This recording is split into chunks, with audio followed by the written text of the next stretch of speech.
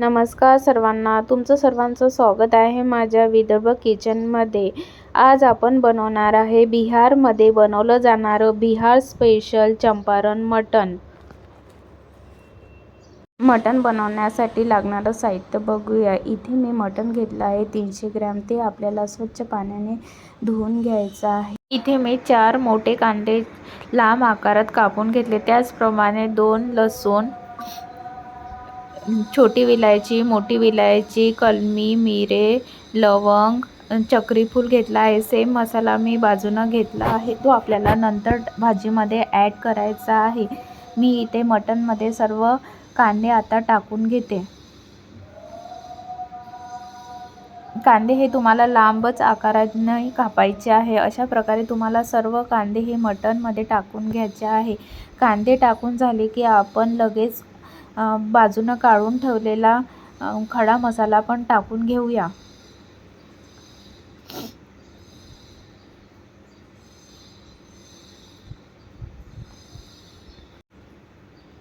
आता आपल्याला ह्या कांद्यामध्ये बाकीचे उरलेले मसाले टाकून घ्यायचे आहे। इथे मी 2 चम्मच लाल तिखट टाकून घेणार आहे। तुम्ही तिखट तुमच्या प्रमाणानुसार टाकू शकता।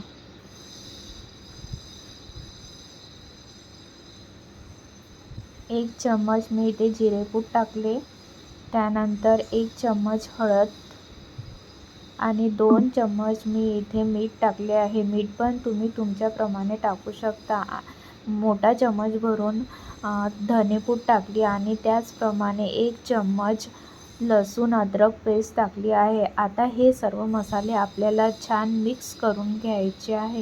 इथे मी मोठा चम्मच भरून गरम मसाला टाकून घेतला।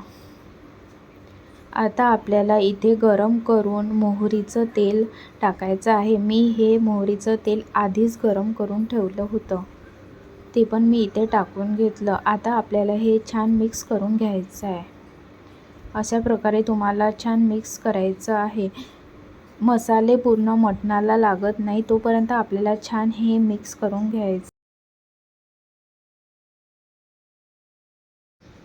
आता हे मटण आपल्याला फ्रीझरमध्ये 10 ते 20 मिनिट छान मॅरिनेट होण्यासाठी ठेवायचं आहे।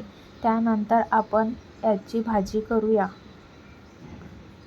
आपलं मटण मॅरिनेट झालं आहे। आता मी पॅनमध्ये 2 चम्मच मोहरीचं तेल छान गरम करून घेतलं, त्यानंतर उरलेले खडे मसाले इथे मी तेलामध्ये छान टाकून घेतले। मसाले होत आले की आपल्याला मॅरिनेट केलेलं मटण यामध्ये टाकून घ्यायचं आहे।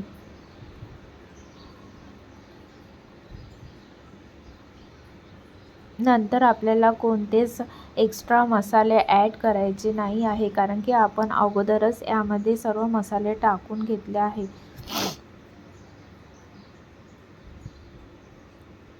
आता हे आपल्याला छान 20 ते 30 मिनिट कमी पॉवरवर छान होऊ द्यायचं आहे। आपल्याला हा कांदा पूर्ण नरम करून घ्यायचा आहे।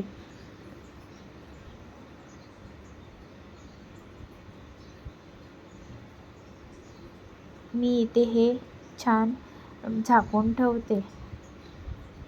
बघू शकता तुम्ही कांदा छान आपला होत आहे तेलामध्ये।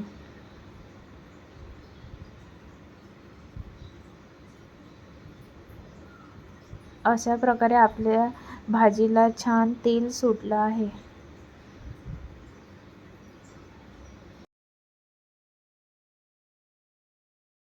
मी इथे भाजीमध्ये पाणी ॲड करून घेतले, तुम्ही बघू शकता। आता आपल्याला 20 मिनिटे भाजी छान होऊ द्यायची आहे। तुम्ही बघू शकता इथे आपली भाजी रेडी आहे। अशा प्रकारे तुम्ही चंपारण मटण नक्की करून बघा, टेस्टला खूप भारी लागते।